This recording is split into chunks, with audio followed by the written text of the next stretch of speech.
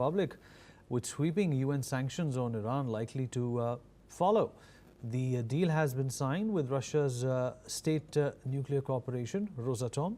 The agreement with Rosatom expands a partnership that produced the Bushehr plant, Iran's only reactor, which has not been seen as a significant proliferation risk. Russia previously built Iran's first and so far only nuclear power plant at Bushehr, which began operating in 2010. Rosatom has reportedly said that it signed a memorandum of understanding on the construction of small nuclear power plants in Iran without giving a number. All right, Mohammed Osman, International Relations Specialist, is joining us from Cairo at this point in time. Mohammed, thank you for joining us. Well, what does this mean for Iran, considering the fact that just a few weeks ago, there was an attack on Iran by, the United States and Israel, of course, for, having nuclear capabilities or, aspiring to have nuclear capabilities. What does this mean for Iran? Do we in fact brace for more sanctions coming their way now? Thank you for having me. Always a pleasure to be with you.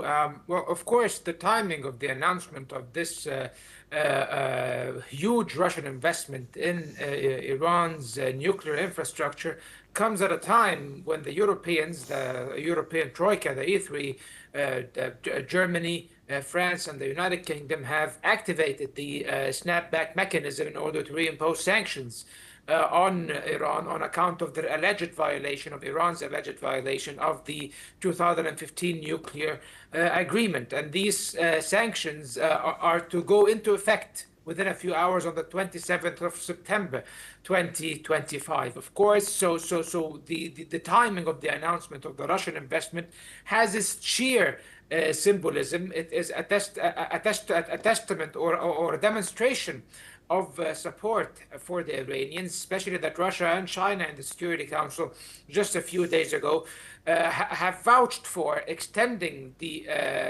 nuclear agreement and preventing the activation of the snapback mechanism. However, they were not successful in preventing the activation of the mechanism, unfortunately. So now the region is poised towards further escalation, and it seems that the Europeans are complicit one way or the other in a future potential renewal of conflict between hostilities between Israel, the United States on one side, and Iran. It seems that the Russians are interested in propping up the Iranians. But however, at the same time, also so that we make things clear, the Bushehr nuclear power plant is completely unrelated to the controversial nuclear facilities of Iran. It is a nuclear power plant. It was built by the Russians, as you rightfully said at the beginning of your presentation.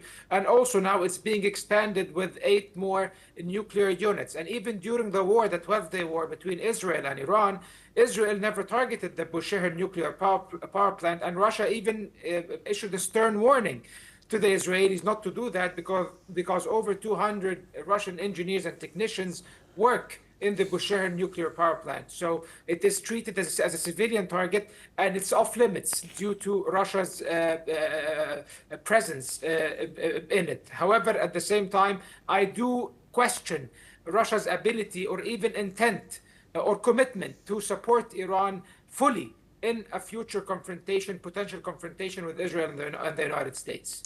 All right. Mohammed, appreciate you joining us as always. Thank you.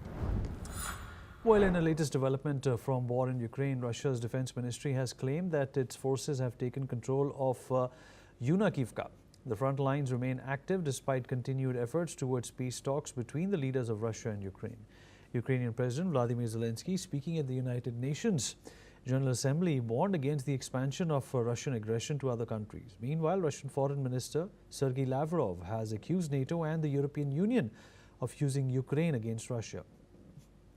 Russian spokesperson Dmitry Peskov has called President Zelensky's threat of hitting Kremlin as irresponsible. The fresh escalations lower the prospect of a possible meeting between President Putin and Zelensky. And Myanmar's Junta leader, Senior General Min Aung Hlaing, met with Russian President Vladimir Putin at the Kremlin in Moscow.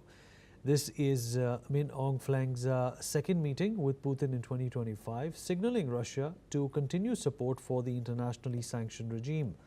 They discussed about enhancing their military ties and cooperation in sectors such as electricity. They also discussed about deepening diplomatic energy and investment ties. Aung said that his administration supports Russia's right to self-defense, and he's in Russia to attend the World Atomic Week Forum in Moscow, which kicked off yesterday and will run until the 28th of September. Well, the first formal trial of South Korea's ousted President Yoon Suk Yeol has opened today in Seoul as a special prosecutor pursued additional charges